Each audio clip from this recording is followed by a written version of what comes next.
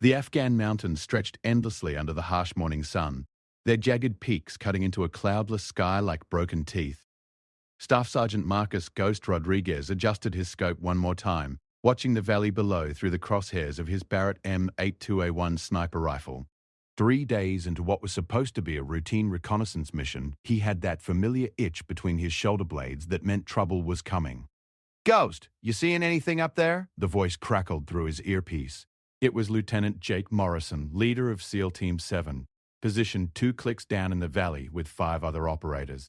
Marcus swept his scope across the rocky terrain, noting every shadow, every possible hiding spot. After 12 years as a Navy SEAL sniper, he had learned to trust his instincts. Right now, those instincts were screaming danger. "Negative on hostile movement, but something feels wrong," Marcus whispered into his throat mic. "Too quiet down there, LT. Even the goats are gone."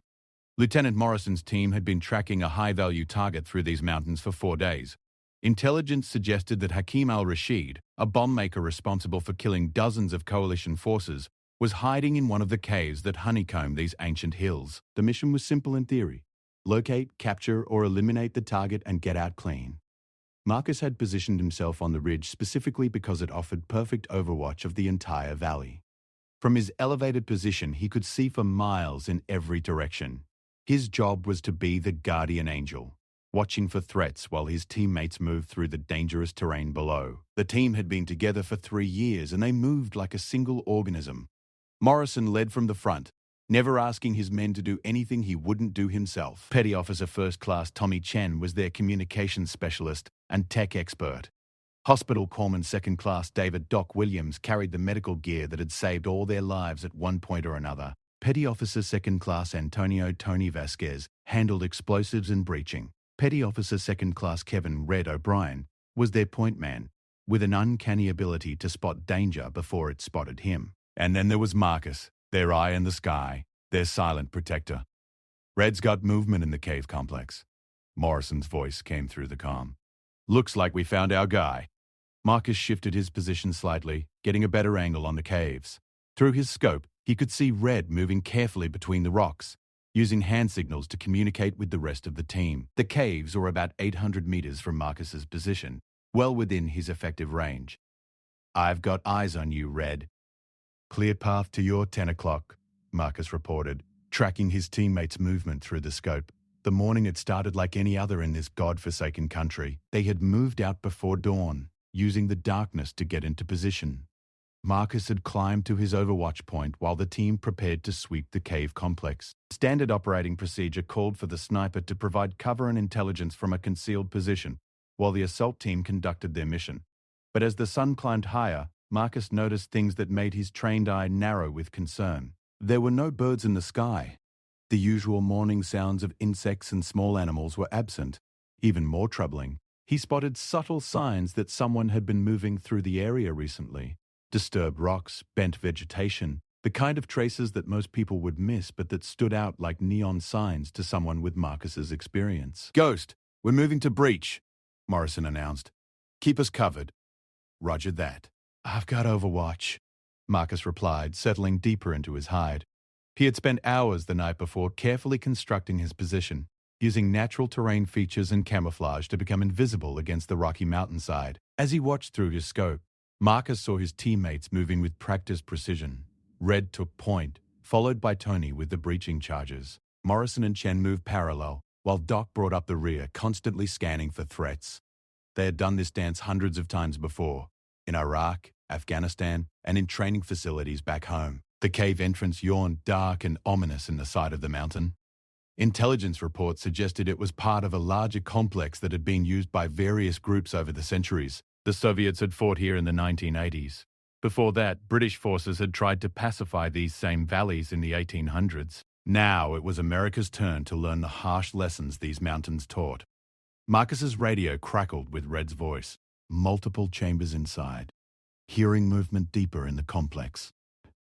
"Copy that. Take it slow," Morrison responded. Through his scope, Marcus watched his teammates disappear into the cave mouth one by one. His job now was to watch for anyone trying to flank them or escape through other entrances. These cave systems often had multiple exits, and it would be easy for targets to slip away if someone wasn't watching all the angles. The minutes crawled by with agonizing slowness. Marcus controlled his breathing, keeping his heart rate steady as he scanned the terrain methodically, left to right, then back again. Check the ridgelines, check the approaches, check the secondary positions where threats might emerge.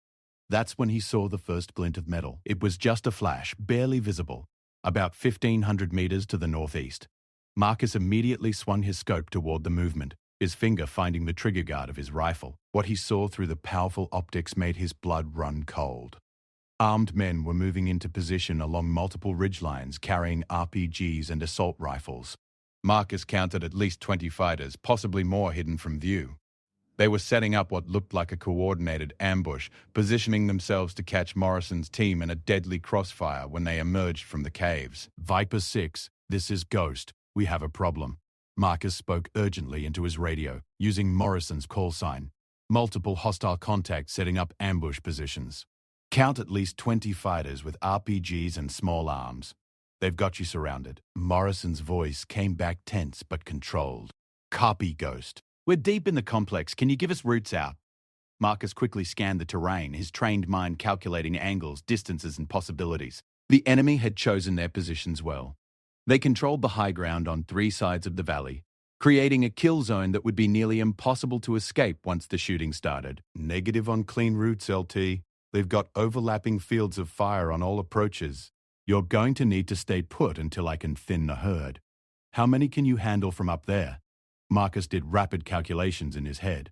With his current ammunition load and the distances involved, he might be able to take down 6 to 8 targets before the enemy figured out where the shots were coming from. After that, they would start looking for him, and his position would become untenable. I can make a dent, but not enough to clear your path completely. Understood. Do what you can. We'll be ready to move on your signal. Marcus settled into his shooting position, making minute adjustments to his scope and checking wind conditions. The morning air was still, which would help with accuracy at these extreme ranges. He had trained for situations like this, but training and reality were always different beasts. He selected his first target, a fighter carrying an RPG who was positioned to cover the main approach from the caves. The man was approximately 1,400 meters away, well within Marcus's effective range, but still requiring precise calculation for bullet drop and wind drift. Marcus controlled his breathing, letting his heart rate settle into the steady rhythm he had perfected through years of training. On the exhale, between heartbeats, he squeezed the trigger. The Barrett's .50 caliber round crossed the distance in less than 2 seconds. Through his scope, Marcus saw the target drop instantly. The other fighters hadn't even heard the shot yet, the sound taking several more seconds to echo across the valley. He immediately shifted to his second target, another RPG gunner positioned on a different ridge. This one was slightly closer, maybe 1,200 meters. Marcus made his adjustments and fired again. 2 down, but now the enemy was starting to react. They had heard the shots and were scanning the mountainsides trying to locate the sniper. Marcus knew he had maybe 2 or 3 more shots before they started firing back in his direction. His third shot took down a fighter who appeared to be coordinating the ambush, speaking into a radio and pointing toward different positions. With their field commander down, the remaining fighters would be less organized, but they were still dangerous. Ghost, multiple fighters moving toward your position. Red's voice came through the earpiece. Somehow, despite being deep in the cave complex, Red had found a vantage point where he could see part of the battlefield. Marcus looked through his scope and saw what Red was talking about. A group of 6 fighters was moving up the mountainside toward his position. Still about 2 kilometers away, but closing fast. They had triangulated his position based on the muzzle flashes and sound of his shots. Copy that. I'm going to have to displace soon, Marcus replied. He had time for maybe 2 more shots before the approaching fighters got close enough to be a serious threat. Marcus chose his targets carefully, focusing on the fighters with the heaviest weapons. Another RPG gunner went down, followed by a machine gunner who had been setting up to provide suppressive fire. 5 enemies down, but at least 15 still in position, and 6 more climbing toward his hide site.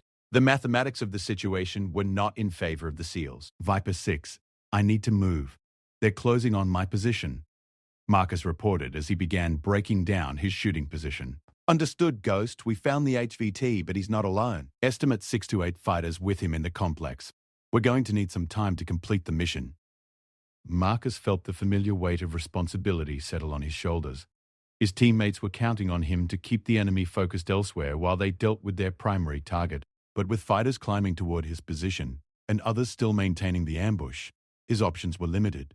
That's when he spotted something that changed everything. Through his scope, he could see a secondary ridge about 800 meters to his south. If he could reach that position, he would have a different angle on the enemy ambush and might be able to catch them off guard again.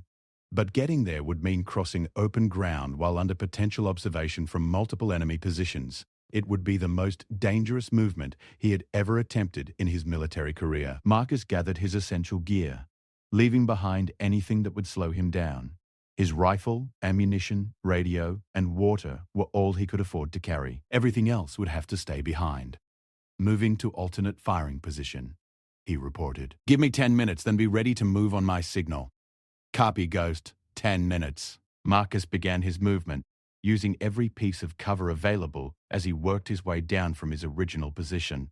The enemy fighters climbing toward him were still several minutes away, but they would reach his old hide site soon. He needed to be long gone before they arrived. The terrain was treacherous, all loose rock and steep slopes. One wrong step could send him tumbling down the mountainside, injuring himself and alerting every enemy fighter in the area to his position. Marcus moved with the patience and precision that had kept him alive through dozens of similar situations. As he moved, he could hear the distant sound of gunfire echoing from the cave complex. Morrison's team had made contact with the enemy inside. The mission was reaching its climax, and everything now depended on Marcus reaching his new position in time to help his teammates escape the kill zone. The weight of his rifle seemed to increase with every step, and the thin mountain air made every breath a conscious effort. But Marcus pushed forward, driven by the knowledge that 6 good men were counting on him to do the impossible. Behind him, he could hear the enemy fighters reaching his old position, their voices carrying across the mountain air as they realized their quarry had escaped. Soon they would figure out which direction he had gone and begin pursuit. The race was on, and the stakes couldn't be higher. Marcus reached a small depression in the mountainside and paused to check his radio. Morrison's voice crackled through the static, tense with the sound of nearby gunfire. Ghost, we need that support now. They're throwing everything they have at us. 2 minutes, Marcus replied, pushing himself harder than he ever had before. The secondary ridge loomed ahead, promising a new angle on the enemy ambush, but requiring him to cross the most exposed terrain yet. Marcus took a deep breath, shouldered his rifle, and began the final push toward a position that might save his teammates' lives or get him killed in the attempt. The morning sun climbed higher, and the battle for the mountain was about to enter its most deadly phase. Marcus reached the secondary ridge just as automatic gunfire erupted from multiple positions around the valley. The enemy had spotted movement near the cave entrance and opened fire. Thinking Morrison's team was attempting to escape, the sound of bullets ricocheting off rock filled the air, punctuated by the distinctive crack of AK-47s and the deeper boom of RPG explosions. From his new position, Marcus had a completely different view of the battlefield. The enemy fighters who had seemed so well positioned from his original hide site were now exposed to his line of sight. More importantly, he could see the main group of 6 fighters who had been climbing toward his old position. They were now strung out along the mountainside, completely unaware that their target had flanked them. Viper 6, I'm in position with new angles on the hostiles, Marcus reported, setting up his rifle on a stable rocky outcrop. Copy, Ghost. We've got the HVT secured, but we're taking heavy fire. Doc's hit but mobile. We need a clear route out of this maze. The news that Doc was wounded sent a surge of anger through Marcus. David Williams had pulled all of them through tough situations before, and now it was Marcus's turn to return the favor. He peered through his scope, identifying the most dangerous threats first. The machine gun position that had been providing suppressive fire was his priority target. The gunner was about 1,100 meters away, positioned behind a rocky outcrop that provided excellent cover from the cave entrance, but left him completely exposed to Marcus's elevated position. Marcus steadied his breathing and squeezed the trigger. The heavy .50 caliber bullet found its mark, and the machine gun fell silent immediately. The sudden cessation of that particular weapon's fire was like a weight lifted from the battlefield. Without pause, Marcus shifted to his next target. One of the RPG gunners was reloading, having just fired a round toward the cave entrance. The man was standing partially exposed, focused on his weapon rather than watching for threats. Marcus's second shot eliminated that problem as well.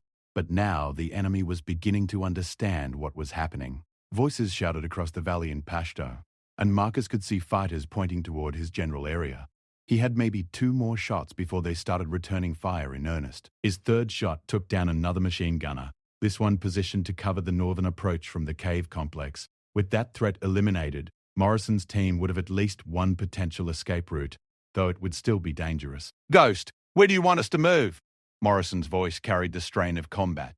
Background noise revealing that the firefight inside the cave complex was still ongoing. Marcus scanned the terrain quickly, calculating the safest route for his teammates while accounting for remaining enemy positions and the capabilities of the fighters still hunting for him. Northeast ridge, 200 meters from the cave entrance. There's a boulder field that will give you cover, but you'll need to move fast. I can suppress the positions overlooking that route. Give us covering fire in 30 seconds. Marcus selected his next targets carefully. 3 enemy fighters were positioned to overlook the northeast route, and he needed to eliminate or suppress all of them to give his teammates a fighting chance. The problem was that they were spread across different elevations and distances, requiring him to make significant scope adjustments between shots. The first fighter was the closest at about 900 meters. Marcus's shot caught the man as he was raising his rifle to fire toward the cave entrance. The fighter dropped immediately, his weapon clattering down the rocky slope.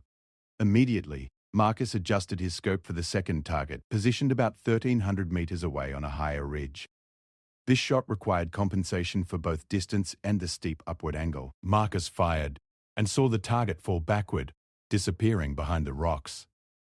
The third fighter had heard the shots and was already moving to a new position when Marcus fired. The bullet struck the rocks where the man had been standing just a moment before, sending up a shower of stone fragments but missing the target. "Moving now!" Morrison's voice crackled through the radio. Through his scope, Marcus watched his teammates emerge from the cave complex in tactical formation. Morrison led the way, followed by Chen helping support Doc Williams, who was favoring his left leg. Tony and Red provided rear security, their weapons trained on the cave entrance in case any enemy fighters tried to follow. The remaining enemy positions immediately opened fire on the moving SEALs. Bullets struck the ground around the team, kicking up dust and stone chips. Marcus could see his teammates using fire and movement tactics, alternately providing covering fire for each other as they bounded toward the boulder field. That's when Marcus spotted the real threat. One of the enemy fighters had managed to get an RPG into position overlooking the route Morrison's team was taking. The fighter was adjusting his aim, preparing to fire the rocket-propelled grenade directly into the path of the escaping SEALs. The distance was extreme, nearly 1,600 meters, and the target was partially concealed behind rocks. Marcus had never attempted a shot at that range under combat conditions, but he had no choice. If that RPG fired, it would likely kill or seriously wound multiple members of his team. Marcus made rapid calculations for bullet drop, wind drift, and the movement of his target. The fighter was shifting position, making minute adjustments to his aim. Marcus had maybe 5 seconds before the man fired. He controlled his breathing, settled his crosshairs, and squeezed the trigger. For a moment that seemed to last forever, Marcus watched the bullets trace through his scope. The round struck the RPG gunner's center mass, spinning him around and sending the rocket-propelled grenade flying harmlessly into the sky.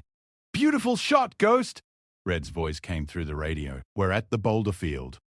But Marcus's celebration was short-lived. The fighters who had been climbing toward his original position had finally figured out where he had gone. Bullets began striking the rocks around his position, some coming close enough that he could feel the air displacement as they passed. "Taking fire at my position," Marcus reported. "Need to displace again." "Negative, Ghost. We need continuous overwatch." "There's another group of fighters moving to cut us off." Marcus looked through his scope and confirmed Morrison's assessment. A new group of enemy fighters, at least 8 men, was moving rapidly across the mountainside to intercept the SEALs before they could reach safety. If that group reached their intended position, they would have Morrison's team caught in another crossfire. "I see them. I can engage, but I'm going to take heavy return fire. Do what you can. We're moving to secondary rally point." Marcus knew what Morrison meant.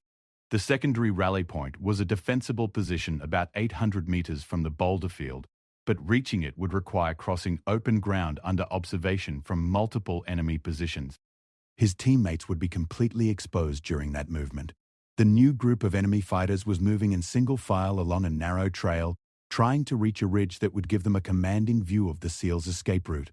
Marcus had a brief opportunity to engage them while they were strung out and vulnerable, but doing so would definitely reveal his position to every enemy fighter in the area. Marcus made his choice without hesitation. His teammates' lives were more important than his own safety. He began engaging the moving fighters systematically, starting with the lead man and working his way back through the column. His first shot dropped the point man, causing the others to dive for cover among the rocks, but they were caught in the open, with limited options for concealment. Marcus's second shot took down another fighter who was trying to set up a light machine gun. His third shot eliminated the man carrying what appeared to be a radio, disrupting their communications with other enemy positions. By now, every enemy fighter in the valley knew exactly where Marcus was located. Bullets were striking all around his position, some close enough to spray him with rock fragments. He could hear the distinctive crack boom of near misses, rounds passing within inches of his head. "Ghost, we're taking fire from new positions!" Morrison's voice was barely audible over the sound of gunfire. "They're trying to flank us from the south." Marcus swung his scope toward the south and saw what his team leader was talking about. Another group of enemy fighters had appeared, moving to cut off the SEALs' retreat route. These fighters were fresh and well-positioned, having avoided the earlier engagement entirely. The situation was rapidly becoming impossible. Marcus was under heavy fire from multiple directions, his ammunition was running low, and new enemy positions kept appearing. Worse, his teammates were now caught between several groups of fighters, with limited cover and no clear escape route. That's when Marcus remembered something from his advanced sniper training. Sometimes the best way to break up an enemy formation was not to kill as many fighters as possible, but to create chaos and confusion that would disrupt their coordination. Marcus shifted his target selection strategy. Instead of focusing solely on eliminating threats, he began targeting equipment and positions that would create maximum disruption. His next shot struck an ammunition box near one of the machine gun positions, causing a secondary explosion that forced several fighters to abandon their positions. His following shot targeted what appeared to be a command position, where several fighters had gathered around a radio. The high-powered rifle rounds struck the radio equipment, sending electronic components flying and eliminating their ability to coordinate with other positions. The effect was immediate and dramatic. Without centralized coordination, the enemy fighters began acting independently, their carefully planned ambush devolving into scattered, uncoordinated fire. Some positions stopped firing altogether as fighters tried to figure out what was happening. "Movement window opening up," Marcus reported. "Northwest route is clearer now." "Copy, moving now." Through his scope, Marcus watched his teammates begin their final movement towards safety. But he also saw that several enemy fighters were still in position to threaten them, and others were recovering from the disruption he had caused. Marcus knew that his position was no longer tenable. Enemy fighters were closing in from 3 directions and he was almost out of ammunition. But his teammates still needed covering fire to complete their escape. He made the hardest decision of his military career. Instead of attempting to escape himself, Marcus decided to maintain his position and provide covering fire until his teammates reached safety, even though it would likely cost him his life. "Viper 6, continue your movement. I've got you covered. Ghost, what's your status? Can you displace?" Marcus looked around his position. Enemy fighters were less than 400 meters away and closing fast. He could hear their voices getting closer, see muzzle flashes from positions that would have clear shots at him within minutes. "Negative on displacement. Just get to safety." "That's an order from your sniper." Morrison's voice came back immediately, filled with the authority of command. "Belay that, Ghost. We don't leave anyone behind. Hold position. We're coming to get you." "Negative, LT. Mission first. Get Doc to medical attention." Marcus continued providing covering fire, picking his shots carefully to make his remaining ammunition last as long as possible. Each shot had to count now because each shot might be his last opportunity to protect his teammates. The enemy fighters were getting closer, and Marcus could see that his time was running out. But through his scope, he could also see that Morrison's team was almost at the rally point, almost safe. Just a few more minutes, and his sacrifice would ensure that 6 good men made it home alive. Marcus fired his last rifle round at an enemy fighter who was trying to flank his position, watching through his scope as the man dropped behind a boulder. The Barrett was now empty, its magazine spent after the most intense firefight of his career. He still had his sidearm, a Sig Sauer P226 with 3 magazines, but that would be little help against the dozens of fighters now closing in on his position. The sound of approaching voices grew louder, and Marcus could hear boots scrambling over rocks as the enemy fighters climbed toward his hide site. He estimated they would reach him in less than 2 minutes. Through his radio, he could hear Morrison's team still moving toward the rally point. "Ghost, Sitrep, Morrison's voice crackled through the earpiece.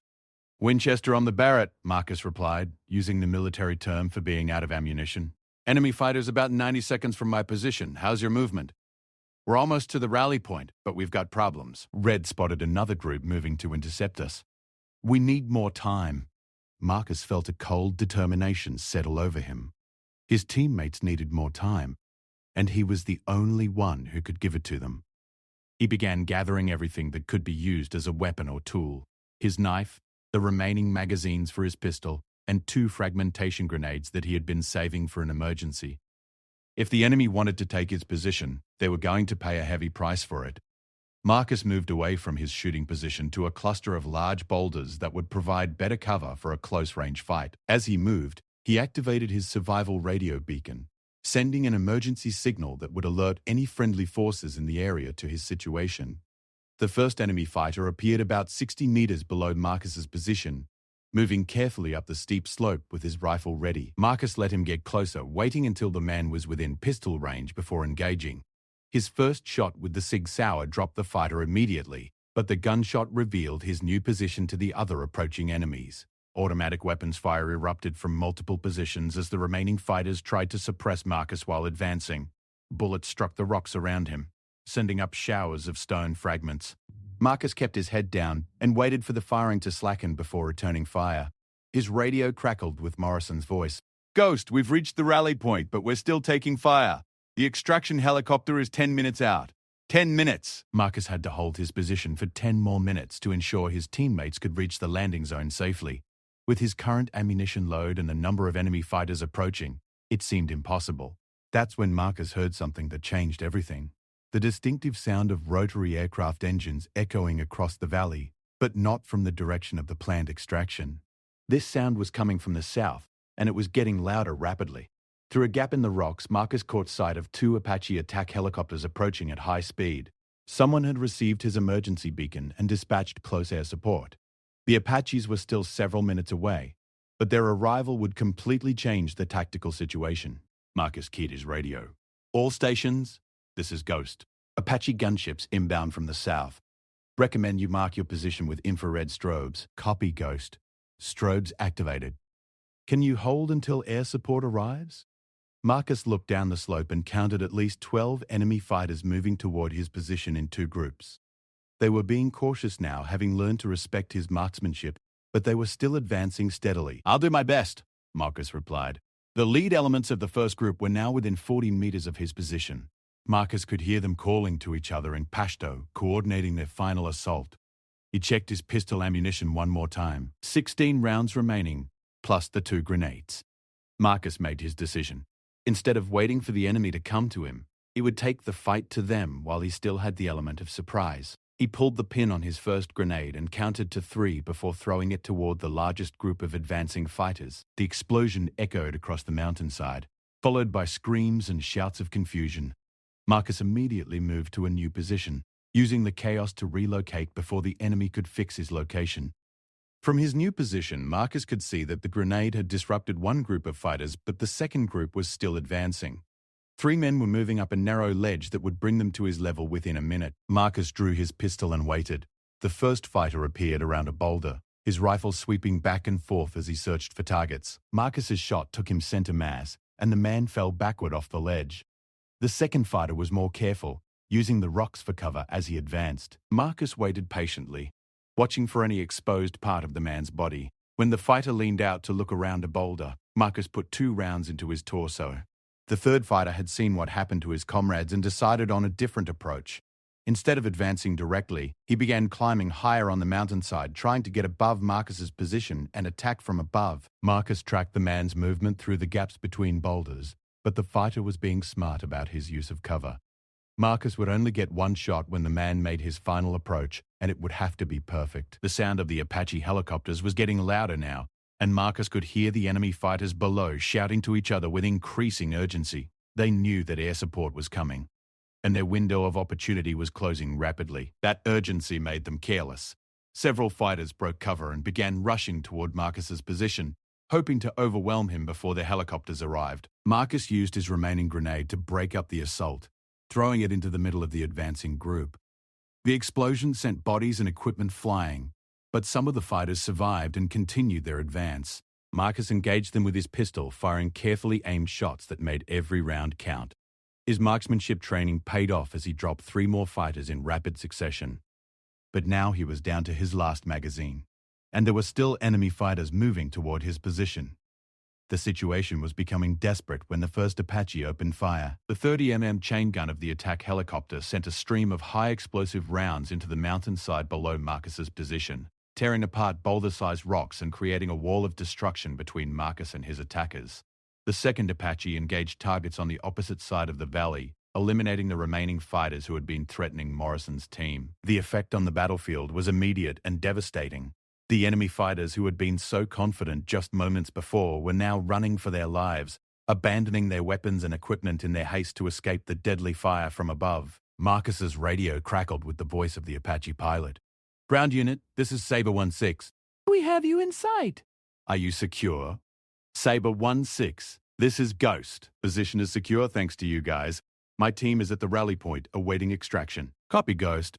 Extraction bird is 2 minutes out. We'll maintain overwatch until pickup is complete." Marcus finally allowed himself to breathe. The immediate danger was over, and his teammates were safe. As he gathered his equipment and prepared to move to the extraction point, he reflected on how close they had all come to disaster. The sound of the extraction helicopter grew louder as it approached the landing zone. Marcus began his movement down from the ridge, using the same careful techniques that had served him throughout the mission. Even with air support overhead, these mountains were still dangerous, and complacency could still get him killed. As he moved, Marcus could see Morrison's team already at the landing zone, providing security for the incoming helicopter. Doc Williams was sitting against a rock while Chen worked on his wounded leg, but he was conscious and alert. The sight of his wounded teammate reminded Marcus of why he had been willing to sacrifice everything to protect them. The extraction helicopter, a Navy MH-60 Seahawk, touched down in a cloud of dust and debris. Marcus could see the door gunners scanning the surrounding terrain for threats while the crew chief prepared to load the team. Marcus reached the landing zone just as Morrison was helping Doc toward the helicopter. The team leader turned and clasped Marcus on the shoulder, his eyes conveying the gratitude that words couldn't express. "Hell of a job up there, Ghost," Morrison shouted over the noise of the helicopter engines. "Just doing my job, LT," Marcus replied, but he was smiling as he said it. As the team loaded onto the helicopter, Marcus took one last look at the battlefield where he had just fought for his life. The mountains looked peaceful now, with no sign of the intense combat that had taken place just minutes before. But Marcus knew that somewhere in those caves, the high-value target they had captured would provide intelligence that might save dozens of American lives. The helicopter lifted off and turned toward the safety of the forward operating base. As they gained altitude, Marcus could see the Apache helicopters still circling the valley, ensuring that no enemy fighters were left to threaten other coalition forces in the area. During the flight back to base, Marcus reflected on the lessons learned from the mission. The enemy had been better organized and more numerous than intelligence had suggested. They had used the terrain expertly to set up their ambush. If not for Marcus's elevated position and the timely arrival of air support, the mission could have ended very differently. But the team had accomplished their objective. The bombmaker responsible for killing dozens of coalition forces was now in custody, and all 7 members of SEAL Team 7 were returning home alive. In Marcus's mind, that made it a successful mission, regardless of the difficulties they had encountered. As the helicopter approached the forward operating base, Marcus could see medical personnel waiting on the landing pad to treat Doc's wounds. Intelligence officers were also present, eager to debrief the team and begin interrogating their high-value prisoner. The helicopter touched down and the team quickly unloaded. Doc was immediately taken to the medical facility, while the rest of the team was escorted to the operations center for debriefing. Marcus carried his rifle carefully, the weapon that had saved all their lives during the most intense combat any of them had ever experienced. In the debriefing that followed, Marcus learned that his emergency beacon had been detected by a special operations aircraft that happened to be in the area. The aircraft had immediately contacted the nearest Apache unit and directed them to Marcus's location. The timing had been perfect, with the attack helicopters arriving just when the situation was becoming desperate. The intelligence gathered from the captured bombmaker proved to be even more valuable than expected.